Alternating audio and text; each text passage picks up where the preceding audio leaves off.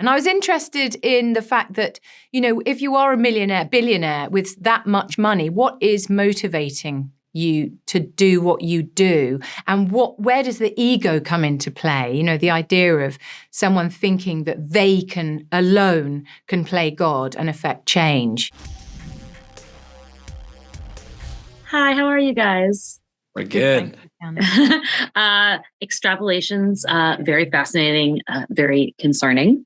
But Tahar, I really love that you get to build this lovely relationship with Sienna Miller in your first episode. Can you talk about approaching that on-screen marriage with her? You know what? We didn't have to talk about it. Sometimes as an actor, when you meet somebody and that this Sienna is beautiful, nice, and warm soul and a great actress. So you don't even have to talk or whatever. It just happened. And that's the magic of acting and movies and stories and TV series and all. It was just fine. And I loved working with her. I felt a little bit frustrated because it wasn't enough. Right. Yes, more romance and extrapolations. That's what it needs. Indira, Gita is like a high level genius and a scientist. Did you have to do any research when approaching her role, or did you just kind of take this? I mean, you said genius. I mean, that's what I was saying. And you are already, exactly.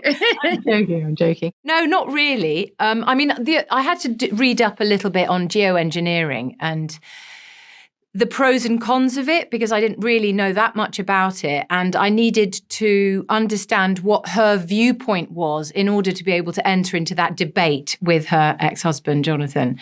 I needed to be convinced by why she was choosing that. That's kind of what I did. And I was interested in the fact that, if you are a millionaire, billionaire with that much money, what is motivating you to do what you do? And where does the ego come into play? The idea of someone thinking that they alone can play God and affect change, that's not always the best solution. So I think that's really fascinating to me. Often with these things, I feel like you ask questions, which hopefully the audiences will. Those questions that I myself were asking are things that might stimulate an audience to ask them themselves. Speaking of, asking questions, when you guys went into Extrapolations, or when you were first approached for it, did you know just how much it really did rely on, let's do something about this? Because sometimes you're like, oh, climate change is in the background and we've got something else going on. Or did you approach it knowing that it was really going to be full force, listen, guys? There's a difference between knowing it and reading it and seeing it. And this time when I first read it, I was like, okay, that's real. It's real, but it's not. For me, it was. But it was more words or ideas and, a conversation. And it turned out to be just real facts. Set in the future, of course, but it was there. And I felt more concerned. But on the human drama front, Indira, I really love the dynamic with Michael Gandolfini's character with Rowan. Can you kind of talk about building that with him and this weird stepmother, stepson duo?